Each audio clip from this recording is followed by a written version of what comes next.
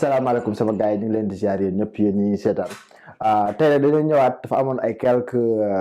abonnés yu ñu envoyé message doon ñu wax nañu dañu soxla ñu defal leen benn vidéo bu ndaw pour expliquer leen ku bëgg a tàmbali ak ku bëgg a uti ay clients en fait nan ngay tàmbalee parce que c'est sûr que ni entrepreneuriat da xaw na yombul donc lu da ngay ñëw rek commencé rek bërti rek commencé dem donc tàmbali nag vraiment bu ñu ko dee wax mooy loo xam ne da ngay jël lu bees loo xam ne mësul am kenn mësu ko créer kenn mësul exister nga bëgg koo defar wala lu exister ba pare nga bëgg ko innover donc comme objectif bi ñu amoon depuis le day one mooy tàmbali moom foo koy defee di tàmbali lu bees jéem a la innover secteur boobu nga xam ne moom nga nekkoon maanaam bul ñëw jël exactement li xewoon nga copie coller rek ñëw teg après loolu day tax doo attirer clientèle bu bees maintenant kuy tàmbali fan ngay tàmbalee élément numéro 1 mooy nga def une étude du marché quand on parle d'étude du marché mooy on parle même pas d'une étude du marché approfondie boo xam ne day compliqué nga dem di jëli gauche à droite mën na koo bañ a doon mais par contre il faut que au moins nit ñi nga xam ne yow ñooñu nga bëgg a servir ci li nga bëgg a ubbi nga dem def benn genre sondage laaj leen ñoom nan lañ gisee loolu noonu est-ce que soxla nañ ko par exemple supposons da ngaa bëgg a jaay ay butéelu jus ci benn koñ mais nga dox ak waa nga dem ci koñ ba nga laajte leen ne exact ñun day dañoo gis ne koñ bi kenn du fi jaay jus suñu commencé woon di jaay suñuy butéelu jus loo leen ci xalaat ñu ne la non ñun de bëgg nañ jus waaye ñun waa koñ bi de bëgguñu jus saf suukar ñun jaay koñ bi de jus di tax moo ñu gën a nekk jus orange comme ça yow au moins booy tàmbali di nga xam exactement fan nga focaliser wu di nga am ñeneen ñuy taxaw sax ñu ne la am na ko fi tàmbale woon ay jus day waaye moom li tax mu daanu moom mooy jus mi daawu ci def par exemple amul woon jus di tax par exemple wala kii jus mi daf daan am trop de produits chimiques yu mu daan def ci biir su ko defee yow dina la jox au moins benn genre idée da yow booy tàmbali exactement lan nga war a tàmbalee lan nga war a moytu ñi échec ci affaire boobu noonu lan moo tax ñu échec et ainsi de suite donc élément numéro 2 mooy comme la même chose li leen wax ci sànq mooy est-ce que le besoin se fait sentir et pour savoir si le besoin se fait sentir ou non il faut que zone bi nga xam ne ñoom nga bëgg a servir ci zone boobu noonu nga wax ak waa nit ñi nga xam ne ñoo fa nekk su ko defee ñoom dinañ la wax exactement li ma la wax tantôt c'est quoi les conditions yi ñuy xaar et en plus de cela ñoom lan la ñuy xaar ci ku def loolu ndax loolu mooy tax yow boo ko dee def nga mën a réussir li ma bëgg a wax foofu mooy maanaam quand tu crées quelque chose lu bees il ne faut pas le créer yow ni mu yombee ci yow en tant que créateur parce que loolu noonu du satisfaire le besoin booy de créer lu bees il faut que yow nga créer ko selon tu te mets à la position maanaam nga teg sa bopp ci position consommateur bi kii consommer moom nan la ko doon bëgg a amee mais boo xoolee yow ni mu yombee ci yow rek nga defee ko noonu donc yow tu le fais pour te satisfaire toi-même mais pas pour nga satisfaire benn besoin boo xam ne dafa am ci biir secteur bi nga koy def donc il va falloir que ni à chaque fois que booy créer lu bees nga def ko de telle sorte que ni maanaam tu le rends simple au consommateur yow mi koy créer nag lu mu gën a métti ci yow loolu nga dékku ko mais que le consommateur moom ci boppam ki nga xam ne moom mooy consommer moom mu nekk lu simple trop ci moom. Troisième point mooy nga nekk nit ku transparent avec ta banque de clientèle parce que dafa nekk loo xam ne day tax nit ñi respecter la nit ñi mën nañoo comprendre ne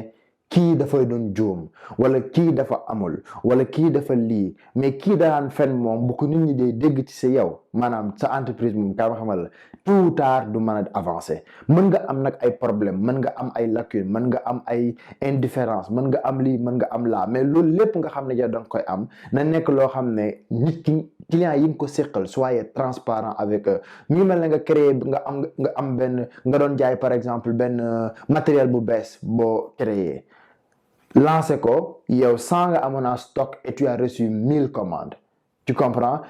nit ñi commandé nga recevoir 1000 commandes mais 100 yi rek nga mën a livrer y a 900 autres qui restent les 900 autres là bu fa nekk naan leen non c'est parce que livreur bi moo tardé wala nangam ak sangam dugg na fi génn fi déedéet nee leen carrément que man vraiment kat affaire bi ça allait plus vite que prévu donc sur 1000 commandes que j'avais reçues, il y avait juste 100 qui étaient prêtes. Donc, mais nous, n'est que de liguer sur les autres 900 et on va vous le livrer dans une période X. Ce qu'on a fait, nous, c'est bon, nous savons exactement qui kat il est assez transparent ak ñun suñ mënee patient ñu patient suñ mënul patient ñu jël seen yëf ñu dem mais ils vont jamais te traiter comme un menteur nit ko xam ne dafay fen parce que loolu dafay tax sa réputation suba du gaaw a yàqu te day tax suba aussi ñoom pour ñu dellu si day gën a yomb par contre bu dee ay nax sax nang lañ koy waxee mu demee noonu daal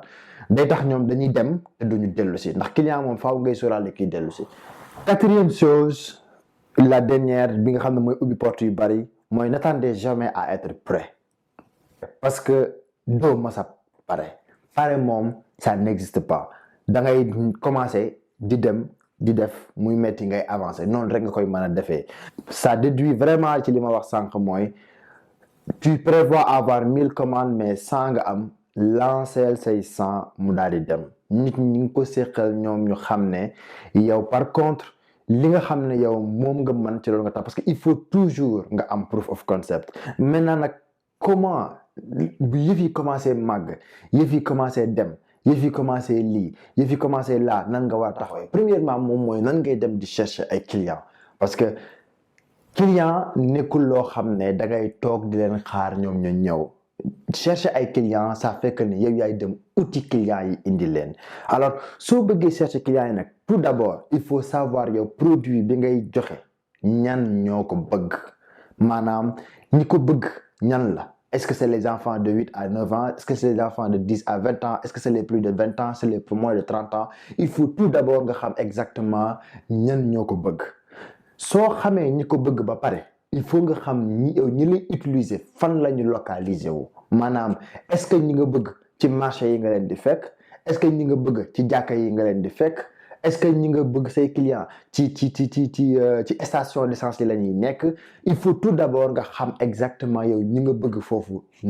fan la ñu nekk yow foofu ngay dem nag nga bu dee ci réseaux sociaux yi noonu ngay defaree say campagne da nga koy def selon la localité selon la tranche d'âge et ainsi de suite fenn fu ne maanaam nga fexe ko tënk ba nga xam ne exactement tu t'envoies directement foofu nga jëm ndax loolu moom mooy tax nga mën a xam sa coût d'acquisition par client donc par exemple boo commencé entreprise bi tey nga def ko ba 1 an nga jël sa budget bi nga dépensé par année divisé par le nombre de clients yi nga xam ne moom nga acquérir par année loolu moo lay jox sa coût d'acquisition par client et loolu moo lay permettre aussi nga mën a xam comment tu vas faire le pricing maanaam nan ngay defee say prix ou produit bi ngay jaay parce que coût d'acquisition du client plus maintenant le coût de confection du produit bi nga xam ne moom ngay defar moom ngay additionner plus ton bénéfice loolu mooy joxe par exemple ce prix de vente donc yooyu noonu yëpp dafay nekk ay calcul yoo xam da nga koy def mais nag comme je te dis tu t'en vas directement fi clients yi nekk léegi nag boo xamee exactement clients yi fan la ñu nekk ak ñan la ak lii la nan ngay def ba attirer les clients mooy il faut expliquer les clients exactement yow produit bi nga am nan lay simplifier seen vie lan la leen di yokkal de plus ça va leur aider sur quoi publicité boo koy def maanaam yow il faut montrer à ñi nga xam ne yow clients yi nga xam ne yow ñoom ngay cibler comment tu leur aides à avoir une meilleure vie nan nga leen di dimbalee ba ñoom lu leen daan coûter par exemple 5 heures de temps mu coûter leen 1 heure de temps c'est quoi ton aide par rapport à ces personnes-là donc loolu noonu la ñuy outiller client mais doo ñëw ne client bi non lii maa ko defar maa lii maa la déedéet defar naa nangam c'est pour te mu dimbali la ci lii jox la lee lu foofu noonu la ñuy outiller ay clients en fait donc vraiment c'est une méthode simple et c'est une méthode pas trop compliquée maintenant imaginons que nga ni def nga loolu noonu yëpp am nga ay clients yu normal yaa ngi jaay mais maintenant dangaa bëgg a dem outil un investisseur koo xam ne dangaa bëgg moom mu ñëw investir ci sa business il faut ñu comprendre ne un investisseur 70 à 80% ils investissent sur la personne ils n'investissent pas sur le business en tant que tel oui business bi moom la ñuy gëm mais pare même nit ki moo leen di impressionner donc bu la nit ki impressionné ñu investir ci business donc yow boo demee ci investisseur dafa am ay chartes yoo xam ne yow moom nga war a suivre charte numéro 1 mooy il faut tout d'abord l'investisseur a besoin de savoir qui tu es ak moom xaalis bi mu ciy dugal comment ça va être utilisé et qu'est-ce qu'il gagne à la fin C'est beau et bien de venir dire à un investisseur non c'est mon business bi nangam ak sangam dugg na fii génn fii ça va gagner lii la oui d'accord c'est beau et bien nga wax ko loolu yëpp mais moom d'après loolu business bi di produire moom ñaata la ci am loolu moo ko intéressé ça c'est un. Deuxième des choses mooy prouve-lui que ni yow en tant que tel business bi nga koy wan nii c'est quelque chose que tu es capable de faire parce que il faut savoir que ni l'investisseur va regarder deux choses. Moi, celui que je suis en train d'investir, est-ce que c'est un entrepreneur ou c'est un travailleur autonome là? Parce que il y a quand même une différence entre entrepreneur et travailleur autonome. Entrepreneur mooy ki nga xam ne dafa mën a monter benn business boo xam ne dafay dox que moom mu nekk fa day dox que moom mu bañ faa nekk business bi dafay dox. loolu moom mooy un entrepreneur un travailleur autonome mooy koo xam ne li muy def moom bu fa nekkee mu dox bu fa nekkul yëfi taxaw par exemple un taximan ça c'est un travailleur autonome c'est pas un entrepreneur mooy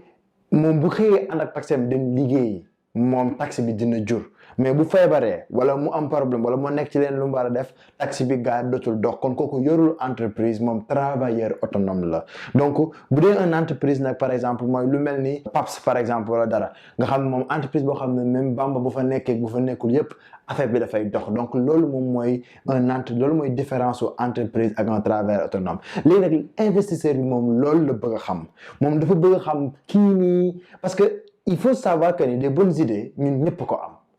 ñu ñëpp am ay bonnes idées mais transformer une bonne idée en un business maanaam nga jël benn idée bu baax mais def ko entreprise wala benn business buy dox loolu beneen level la loolu beneen niveau la léegi nag investisseur bi moom loolu la bëgg a xam par exemple Youssou Ndour li muy mën a way son yi muy way yëpp moo ko bind am na ci yoo xam ne dañ koy bindal jox ko moom mu way pourtant kii bind mënta way moom muy way des fois mënta bind donc pour vous dire que ni nit ki mën na avoir des bonnes idées te du nekk un entrepreneur nit ki mën na nekk un entrepreneur aussi alors que moom du am ay bonnes idées donc loolu ñun ñëpp dañ ko war a xam léegi nag l'investisseur moom loolu la bëgg a xam léegi nag yow bu fekkee da ngaa bëgg a ñëw ci kanamu investisseur bi bëgg moom mu investir ci yow da nga kaa war a prouver que ni yow tu es la bonne personne à investir yow affaire bi juste benn hobby boo xam ne da nga ko bëgg a def juste bu benn passe-temps nii rek après mu jàll après mu jeex déedéet yow da ngaa bëgg a transformer sa idée en un business léegi nag yow loolu il faut nga am ay proof of concept qu'est-ce que lan laa bëgg a wax foofu mooy mi ngi mel ne par exemple nga yore benn entreprise de livraison yow nga da ngaa bëgg a créer benn entreprise de livraison mais koñ bi nga nekk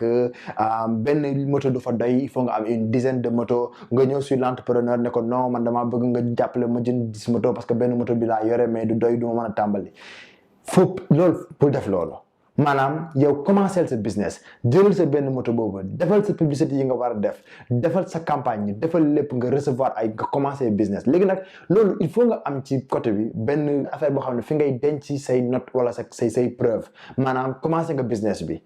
gis nga nombre d'appels yi ngay recevoir par jour nombre de commandes de livraison yi ngay am nga gis ne yow par exemple quand tu es en train boo nekkee di livrer benn produit am na yeneen 3 4 5 appels yooyu recevoir booy livrer benn léegi le temps que ngay pare boobu noonu di commencer deuxième bi bay pare demaat troisième bi fekk na quatrième wala troisième ba quatrième bi xat jël nañ benn nit parce que yow amoo jot bi